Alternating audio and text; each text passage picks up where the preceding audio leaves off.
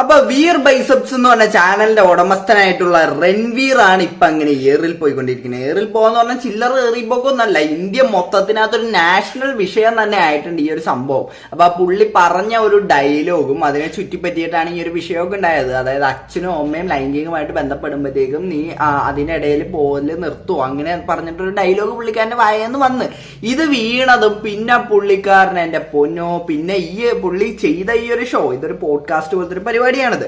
അപ്പൊ ആ ഒരു പോഡ്കാസ്റ്റ് പോലത്തെ ആ ഒരു പരിപാടിനകത്ത് തന്നെ വേറെ വിവാദങ്ങളുണ്ട്. അതായത് നമ്മുടെ കേരളനെ ചുറ്റിപ്പറ്റിയിട്ടുള്ള വേറെ വിവാദങ്ങൾ. അത് കേരള എന്നൊരു പെൺകുട്ടി വന്നപ്പോഴത്തേക്ക് ആ പെൺകുട്ടിയുടെ അടുത്ത് ലിറ്ററസി, കേരള 100% ലിറ്ററസി എന്ന് പറഞ്ഞിട്ട് അങ്ങനെ കളിയാക്കിയ ഒരു സംഭവം ഉണ്ട്. അപ്പൊ ഇതൊക്കെ കൂടെ ഈ രൺവീറും അതേപോലെ തന്നെ ആ ഷോനകത്തുള്ളവരൊക്കെ ഇപ്പൊ ഏറിനകത്തേക്ക് പോയിക്കൊണ്ടിരിക്കുന്നതാണ്. അപ്പൊ ഈ ഒരു വിഷയം കണ്ടപ്പോഴത്തേക്ക് എനിക്ക് പറയാനുള്ളതെന്ന് പറഞ്ഞാൽ നമ്മളിങ്ങനെ ചെയ്യുന്നതൊക്കെ, അതായത് ഇപ്പൊ പുള്ളി കാണിച്ചതെന്ന് പറഞ്ഞ് ഇപ്പൊ മറ്റേ പുള്ളി കാണിക്കുന്നതിന് തെറി വിളിക്കുന്നതിനൊന്നും വലിയ തെറ്റൊന്നും ഉള്ളതായിട്ട് എനിക്ക് തോന്നുന്നില്ല. പക്ഷെ എന്നാലും നമ്മളിങ്ങനെ തെറി വിളിക്കുമ്പോഴത്തേക്കും അവിടെ വില പോകുന്നത്, അതായത് at the end of the day വില പോകുന്നത് നമ്മുടെ തന്നെയാണ്.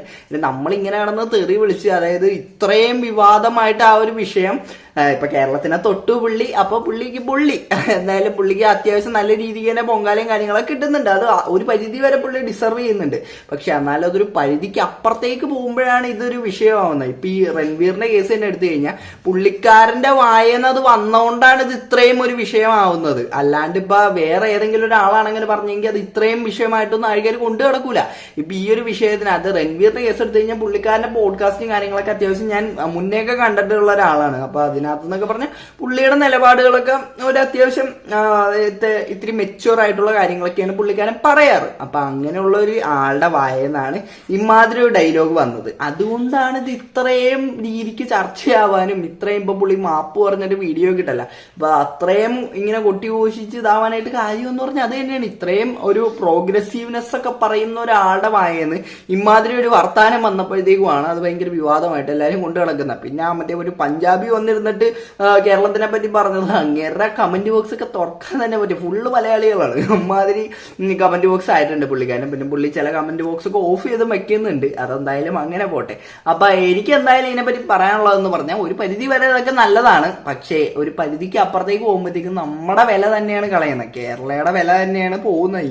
ഇങ്ങനെ മലയാളികൾ ചെന്നിട്ട് ഇങ്ങനെ തെറി വിളിക്കുകയും അതേപോലെ അങ്ങനത്തെ സംഭവമൊക്കെ വരുമ്പോഴത്തേക്കും അത് അമിതമായി കഴിഞ്ഞാൽ അമൃതം വിഷം എന്ന് പറഞ്ഞുള്ള ഒരു പരിപാടി തന്നെയാണ് ഇവിടെ സംഭവിക്കാൻ സാധ്യതയായിട്ട് എനിക്ക് തോന്നുന്നത്. പിന്നെ നമ്മളും അത്ര മോശമൊന്നുമല്ലല്ലോ. നമ്മളും കിട്ടുന്ന സാഹചര്യത്തിനകത്തൊക്കെ നമ്മൾ അവരെയും ട്രോളാറുണ്ട്.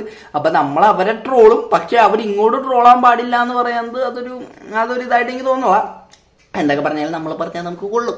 അതിപ്പോ നമ്മൾ മലയാളികളാണല്ലോ, നമ്മൾ അങ്ങനെയാണല്ലോ. അപ്പൊ അതുകൊണ്ട് എന്തായാലും ഒരു പരിധി വരെ നല്ലതാണ്. പക്ഷെ പരിധി കടന്നു പോകണ്ട എന്നാണ് എൻ്റെ ഒരു അഭിപ്രായം ഇതിനകത്ത്. അപ്പൊ എന്താണ് ഇതിനെപ്പറ്റി നിങ്ങൾക്ക് പറയാനുള്ളത്? വീഡിയോ എടുത്തേക്കുമ്പോൾ വീഡിയോ ഇഷ്ടപ്പെട്ടല്ല സബ്സ്ക്രൈബ് ചെയ്യാൻ. അടുത്തൊരു വീഡിയോ കന്നിരിക്കും.